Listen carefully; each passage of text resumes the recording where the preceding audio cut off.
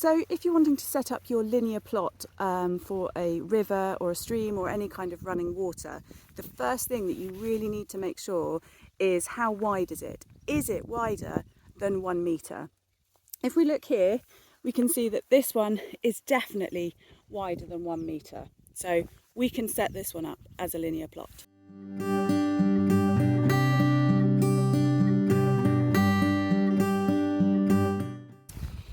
If, however, you were to find a tiny little stream or a lovely wet ditch in your square, if it's less than 1 metre, unfortunately, that's just not going to work as a linear plot for the MPMS.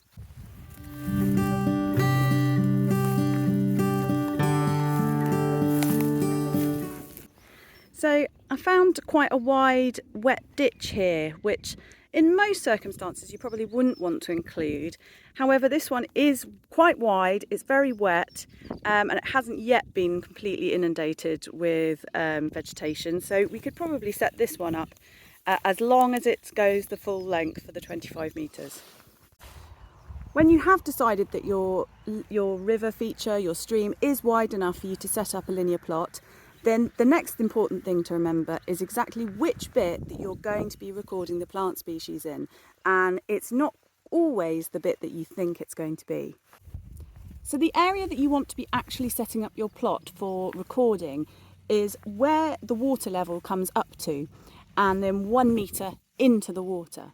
So that means that you're not necessarily going to be including all of the marginal vegetation, and it can be very dependent on what kind of vegetation you've got growing in the water itself. So if we look at this one as the example, you can see that the water level probably comes regularly up to this point here. Maybe on high water table levels it might overflow slightly, but generally the water level is up to about here. We've got lots of duckweed still sitting in this place here. So then we would want to use our 1 metre measuring stick to go across into there, which means we're going to be including this marginal vegetation here and anything else that we can see that's growing within that area. So we've come to another bit of waterway here, and it's a good example of where it can sometimes be difficult to know which bits to include in your survey. So again, we're looking for that regular edge of the water where the water line comes up to. So we've got some Juncus inflexus here, some hard rush, that is growing right out of the water, so that would be included. Whereas you can see more of the hard rush here grows up along this bank as proper sort of marginal vegetation, and you wouldn't want to be including that. Equally, I found some cuckoo flower in here, and there's things like some buttercup and stuff like that. None of that's within the recording line here. However, if any of it was growing right in the water line, like some watermint over there, then that could be included.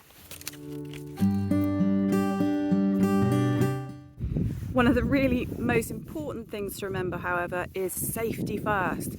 Do not go near the water edge to check on a plant if you do not feel that it's safe, or that maybe you're on your own, because the last thing we want is a bit of a catastrophe over trying to identify a plant. So, do bear in mind being safe first.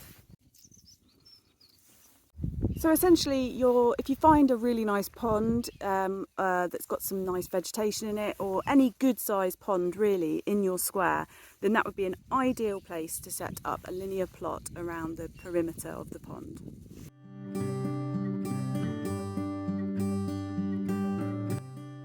An ideal situation would be that the exact perimeter of your pond is 25 metres.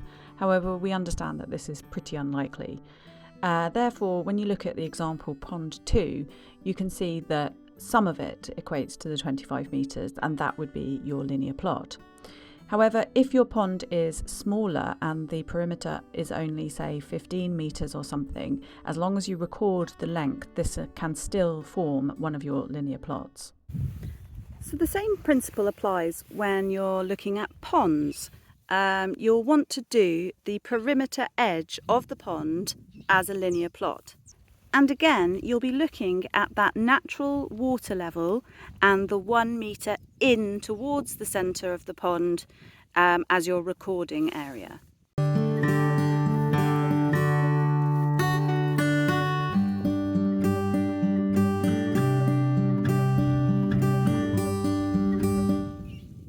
So hopefully now you feel confident enough to be able to know where and how to set up your aquatic linear plot. Key points to take away. Remember, safety first. Do not enter the water to find out what a plant is. It really isn't worth it. For running and standing freshwater, plots should extend for 25 metres along the bank and 1 metre into the water area.